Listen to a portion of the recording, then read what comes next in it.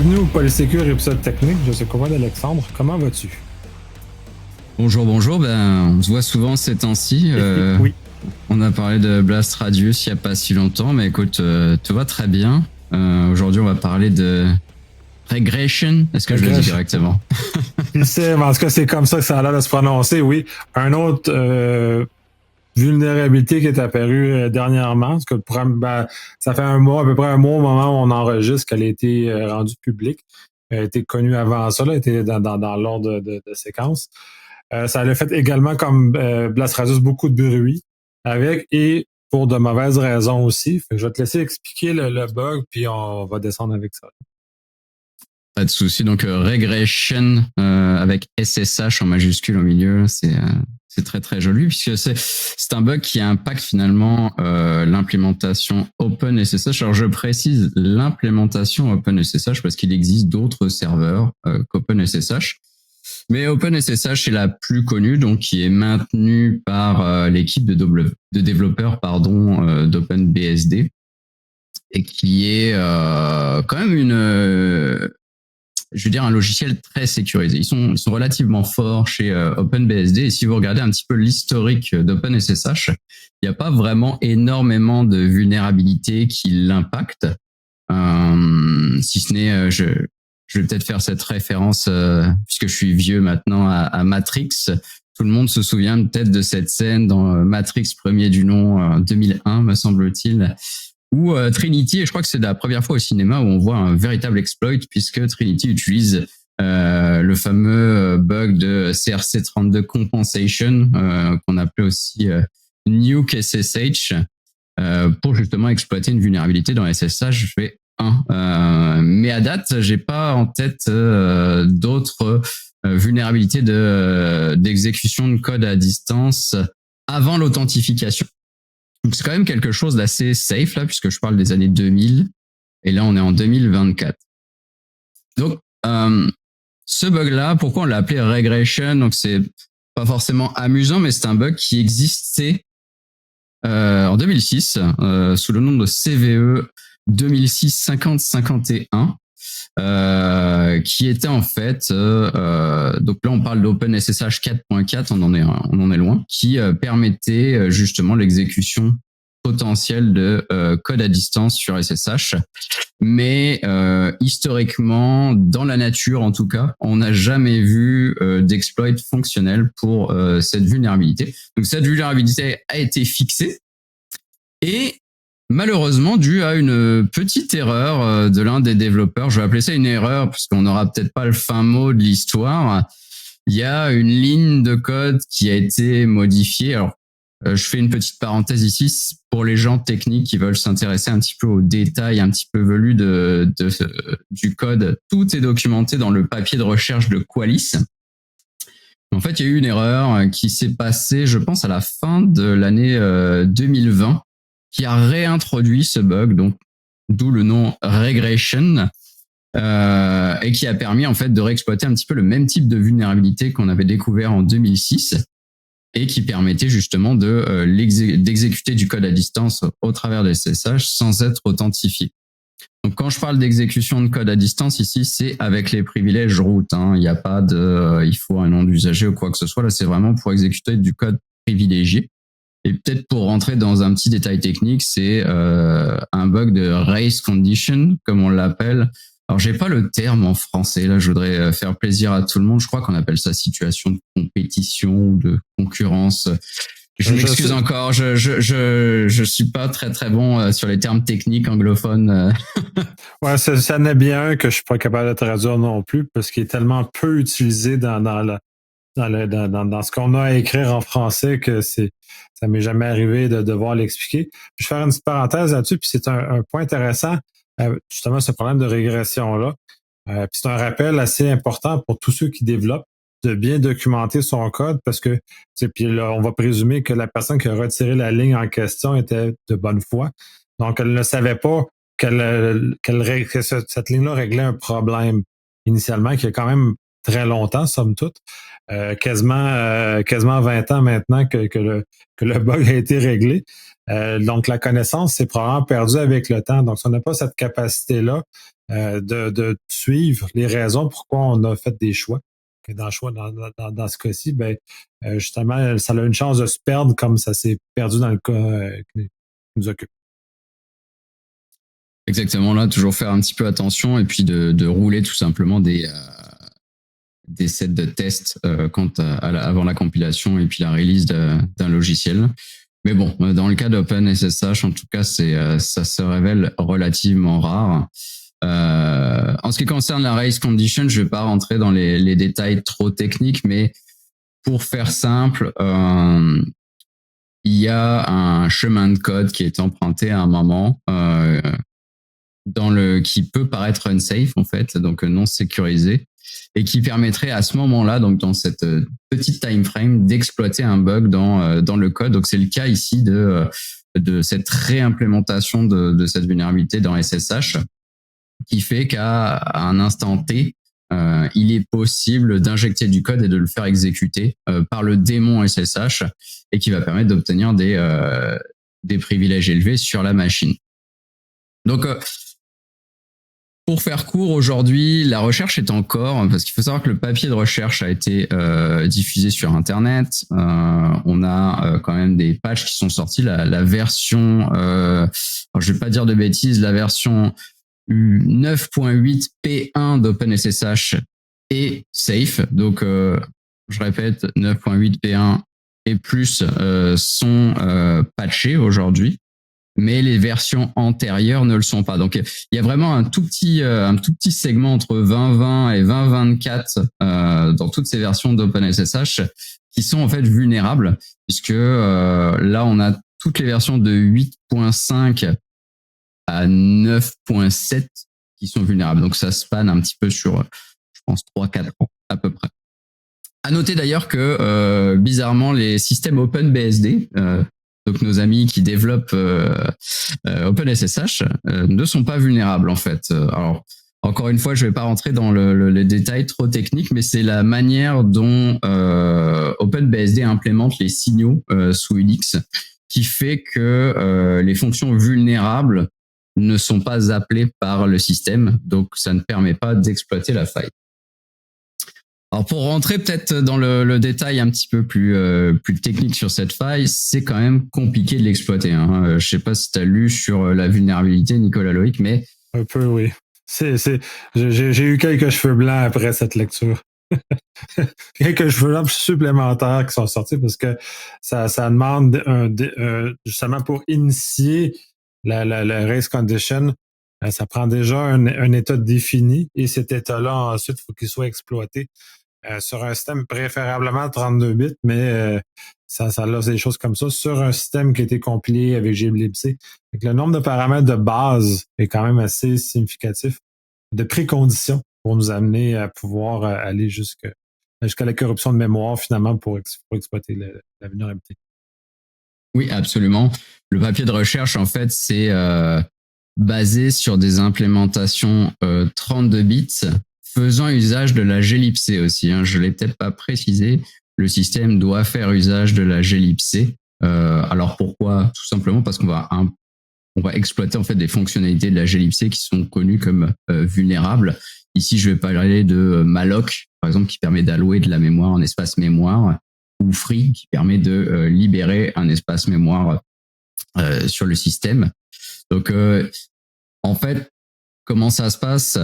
Tout se base plus ou moins sur un paramètre que vous connaissez peut-être si vous avez déjà configuré des serveurs OpenSSH, qui est le login grace time, c'est-à-dire lorsqu'on va initier une connexion à un serveur SSH, vous allez avoir un prompt qui va vous dire c'est quoi votre password. Et en fait, c'est durant cette période, vous avez une session d'établi avec le serveur.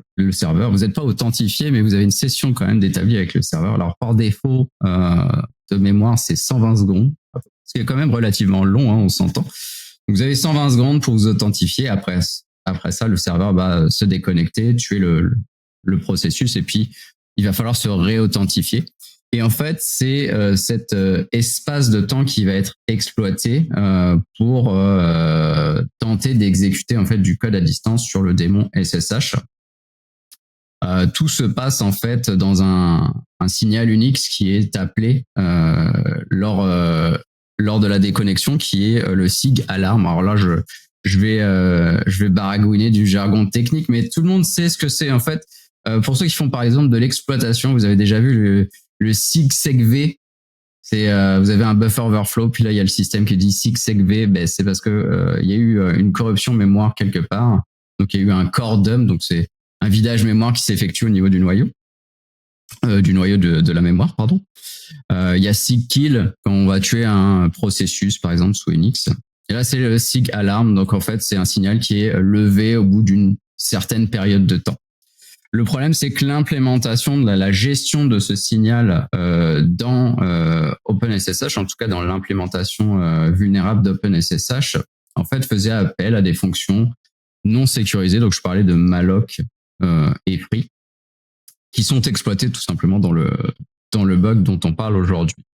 Donc, je vais m'arrêter là sur les détails un petit peu techniques, mais vu qu'en fait on exploite une corruption mémoire, pour les chercheurs, c'était plus facile d'utiliser des systèmes 32 bits. Pourquoi ? Parce que on a moins d'octets en fait pour faire ce fameux brute force, parce que l'attaque est basée sur un brute force qui demande beaucoup d'essais et beaucoup de temps. Avant de pouvoir en fait exécuter du code à distance sur le système. Là, si je sors un petit peu les statistiques parce que je les ai pas en tête, je crois que le premier essai a été fait sur la version OpenSSH 3.4 et ça leur a pris 10 000 essais en moyenne avec 10 connexions concurrentes et un logging grace time de 600 secondes. Donc, on est loin, en fait, de la valeur par défaut qui est de 120 secondes. Savoir que 600 secondes, c'est le maximum. On peut pas aller plus loin avec OpenSSH.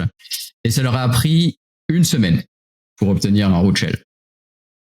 Donc là, vous voyez un petit peu l'idée derrière. C'est exploitable, mais il faut avoir du temps.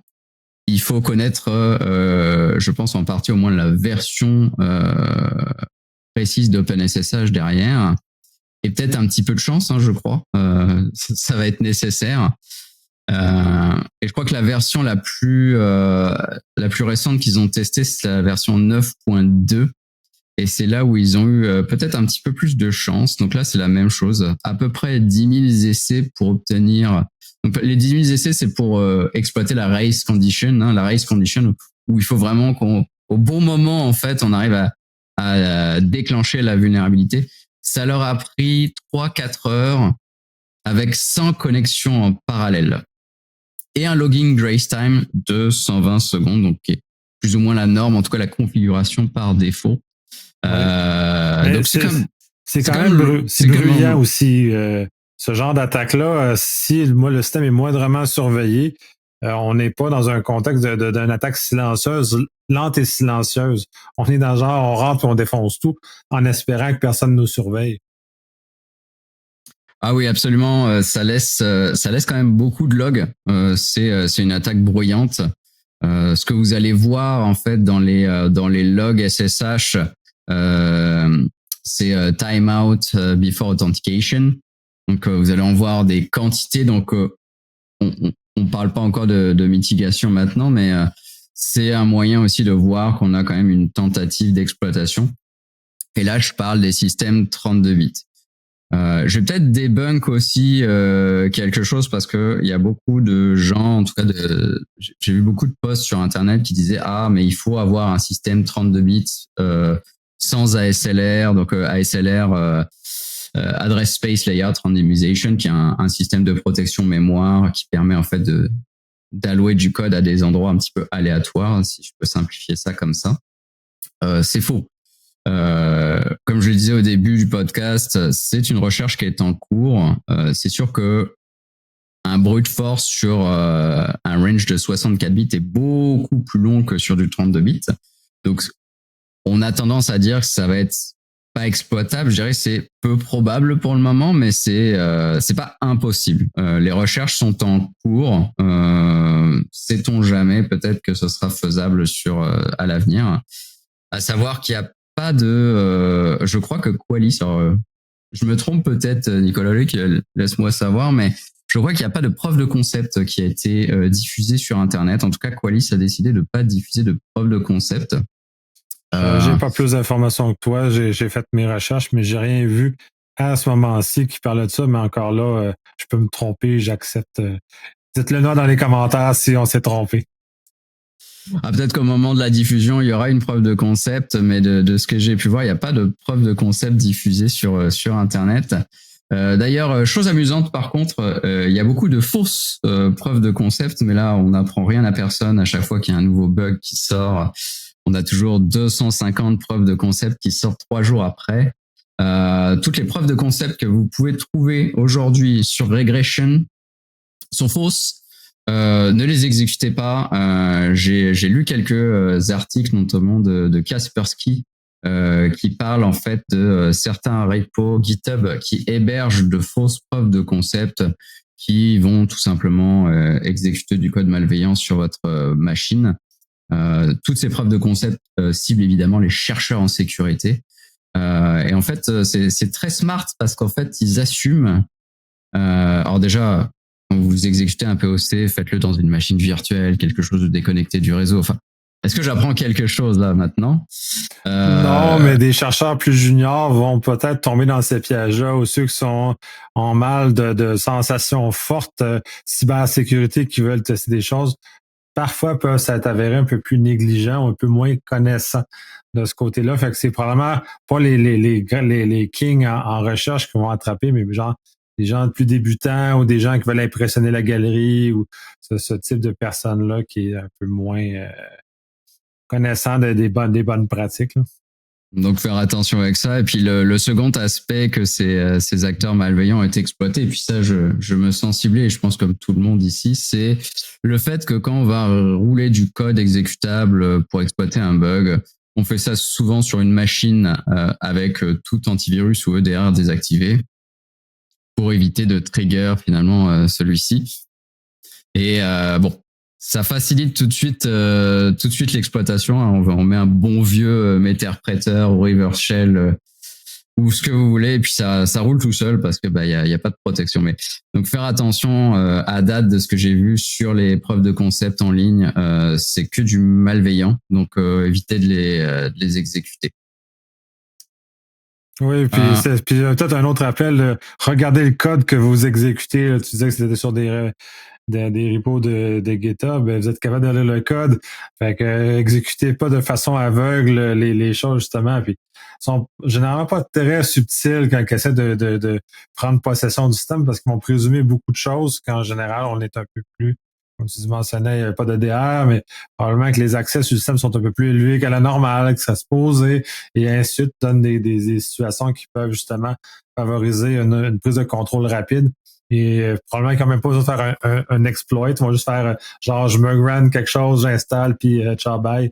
Très, très simplement. Fait que c'est pas juste vérifier, au minimum vérifier ce que vous exécutez. Là. En effet. Puis peut-être avant de parler de tout ce qui est recommandations suite à cette faille, l'idée aussi du fait qu'il n'y ait pas beaucoup de systèmes 32 bits qui exécutent OpenSSH aujourd'hui. Je pense que c'est clair qu'aujourd'hui, tout le monde va exécuter probablement du 64 bits, un serveur 64 bits, mais pensez peut-être aussi à tout ce qui est IoT exposé sur Internet. Il faut savoir que ces systèmes n'ont pas besoin d'un espace mémoire gargantuesque. Donc, il y a quand même beaucoup de petits systèmes qui roulent encore, ou des systèmes obsolètes ou vieillissants qui roulent sur du 32 bits. Donc, je pense qu'il y a quand même une surface d'attaque intéressante sur Internet. Peut-être que demain matin, il y aura une preuve de concept très optimisée qui permettra de faire ça en moins de temps. On ne sait pas. J'attends encore de voir une véritable preuve de concept de l'exploit pour le tester moi-même. Mais on a encore quand même beaucoup de systèmes 32 bits, je pense, exposés sur Internet. Tout ce qui est système embarqué. On parle d'Intel, mais on a MIPS, toutes les architectures qui existent aujourd'hui peuvent être exploitables. Oui, puis on parle de systèmes qui sont plus difficiles à exploiter aussi. Pas exploiter, mais excuse, à corriger, ou qu'on ne corrigera pas, parce que c'est sûr que tous nos systèmes modernes, les serveurs et ainsi de suite, sont tous du 64 bits maintenant, puis depuis très longtemps. Ce qui est tout à fait vrai avec tout ce qui est, comme tu mentionnes, du IoT, mais tous ces vieux systèmes-là, toutes ces vieilles choses-là qui, parfois, on a oublié qu'ils existaient sur Internet, ou même si on présume qu'ils ont suivi, mais qui n'ont jamais suivi aucune mise à jour depuis les 30 dernières années. Là. En effet. Donc là, en termes de recommandations, je pense patcher. Je répète ce que je disais tout à l'heure, c'est la version 9.8 P1 qui a été patchée, donc celle-ci est supérieure. Donc, je pense que l'idée aujourd'hui, c'est surtout de commencer à patcher les serveurs. J'ai un ami justement avant ce podcast, il y a quelques semaines, qui discutait avec moi, qui travaille chez Microsoft, qui me disait Alex, est-ce que je dois commencer à patcher mes systèmes partout parce que eux aussi utilisent quand même des systèmes qui sont basés sur Unix. Donc Microsoft a fait cet effort en tout cas pour patcher toute leur distribution basée sur Unix. À noter que d'ailleurs, je fais peut-être une parenthèse ici, l'implémentation du serveur SSH Microsoft n'est pas vulnérable. Tout simplement dû à de trop grosses différences en fait du système d'exploitation évidemment entre Unix et Windows. Donc, celle-ci n'est pas vulnérable. Mais aujourd'hui, la recommandation, c'est vraiment de patcher en fait cette vulnérabilité. Je pense qu'il y a aussi tout ce qui est gestion des accès. Enfin, aujourd'hui, vous avez un serveur SSH exposé sur Internet. Alors, j'ai l'impression que c'est une norme. Tout le monde dit oui, mais voilà, SSH exposé sur Internet, c'est normal. Oui, non. Disons que ça se discute. Voilà, on va peut-être pas faire le débat maintenant, mais ça se discute. Ça reste une porte d'entrée. Moi, quand je pense à SSH sur de l'IoT, c'est mot de passe par défaut. Et puis de toute façon, j'ai pas besoin d'exploiter une faille pour accéder à l'équipement. Mais exposer SSH sur Internet, c'est une chose. Moi, je recommande quand même de mettre une liste d'IP, une liste d'autorisation. Utiliser tout simplement un pare-feu en disant voilà, si ça provient de ces IP, tu peux laisser la personne rentrer. Sinon, bah, tu bloques l'accès. On a également tout ce qui est fail to ban. Alors, je vais peut-être dire une bêtise. Donc le fameux module fail to ban qui permet de limiter les tentatives de brute force sur les services SSH. Alors là, vu que c'est pas une authentification, je sais pas si fail to ban est capable de le catcher. Je veux dire, je ne sais pas parce que j'ai pas regardé, j'ai pas pu tester parce que c'est pas vraiment une demande d'authentification. Là, ça va être exploité de manière assez différente. Donc, de toute façon, l'audit des logs peut révéler les tentatives d'exploitation tout simplement. Ouais, à la limite, on modifie fail to ban pour intercepter ce type de requête-là. Ça doit pas être très, très compliqué à mettre en œuvre de toute façon. Là. Puis je vais rajouter sur le fait de ne pas exposer du SSH ou la façon de l'exposer. Moi, je vais plus sur le modèle, comme on voit régulièrement maintenant en infonuagique davantage, d'utiliser ce qu'on appelle un bastion, essentiellement un jump host qui va servir de point unique d'entrée pour tout ce qui est SSH à l'interne de l'organisation. Si on veut en exposer, vaut mieux passer par une machine qui, elle, est adaptée à ce genre de choses-là. Donc, elle, dans le cas qui nous occupe, va être 64 bits, patché tout le temps régulièrement, et ainsi de suite, avec des mesures de sécurité qui seront extraordinaires, contrairement à des machines dont des IoT, on prend cet exemple-là, qui n'ont pas ou ne peuvent pas suivre le rythme des changements et des améliorations et des correctifs qu'on peut appliquer. Là. Puis je pense que la dernière recommandation que j'ai vue, c'était de mettre justement le fameux logging grace time qui est exploité à 0. Ça marche, ça fonctionne. Vous pouvez mettre le logging grace time à 0. C'est juste que en faisant ça, on s'expose facilement à du déni de service. Tout simplement parce que votre démon SSH, il va dire voilà, je vais supporter peut-être 10 connexions en parallèle avec un logging grace time à 0. Donc si moi en fait je m'amuse à occuper ces 10 tentatives de connexion en parallèle, vous n'allez pas pouvoir vous connecter. Donc peut-être faire usage de cette solution couplée à un pare-feu qui va filtrer les adresses IP rentrantes.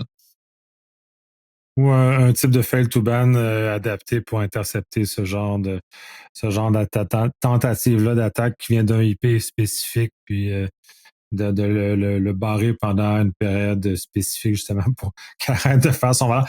C'est quoi que c'est pas parfait, là? Je suis sûr que des gens vont me dire non, mais tu sais, on peut multiplier les IP avec des services cloud. Oui, mais au moins, on augmente notre degré de protection et on limite les problèmes. En tout cas, de mon côté, ça fait pas mal le tour. On aurait pu parler du code source, mais bon là, à l'oral, ça va être compliqué si je commence à sortir les variables qui vont pas. Mais c'est quand même un sujet relativement intéressant. J'ai quand même très hâte de pouvoir tester moi-même dans un lab la vulnérabilité, voir à quel point c'est faisable. Mais en tout cas, sujet super intéressant parce que c'est quand même ça fait quand même longtemps qu'on n'a pas vu du remote code execution sur OpenSSH. Et si on arrive à optimiser ça pour peut-être faire ça en quelques minutes, ça pourrait devenir très dangereux. Oui, absolument. Puis c'est ce que j'appelle des vulnérabilités de old school, c'est-à-dire que c'est plus dans l'ancien monde dans lequel on avait ce type de vulnérabilité-là, quand maintenant on se concentre principalement sur le monde web où ces notions-là n'existent pas, le risk condition n'existe pas en tant que tel, ou tous ces regards-là de façon d'exploiter est beaucoup moins là ou est différent de toute façon. C'est intéressant de voir, mais intéressant. Je souhaite la meilleure des choses pour OpenSSH, mais de voir qu'il y a encore de la recherche légitime qui se fasse justement pour régler des problèmes comme ça qu'on n'aurait pas vu passer, puisque les acteurs malveillants, c'est sûr qu'ils ont trouvé ou ils ont vu ou ils ont fait bien avant ce genre de choses-là, fait que c'est toujours utile d'avoir ce genre de recherche-là et justement de pouvoir la vulgariser et de la transmettre au plus grand nombre. Absolument. Écoute, je finirai juste en disant que je recommande à tout le monde d'aller lire le papier, en tout cas pour les plus techniques d'entre nous, d'aller lire le papier de recherche de Qualys qui est vraiment excellent. Il y a plein de détails sympathiques, c'est ponctué de citations d'un groupe de musique obscure que je ne connais pas. Bref, je vous laisse découvrir, c'est assez amusant. Faut que ce soit un peu plus drôle que juste de la lecture de choses comme ça. Je te remercie énormément, toujours très intéressant ces choses-là, cette vulgarisation-là de ces vulnérabilités-là qu'on a.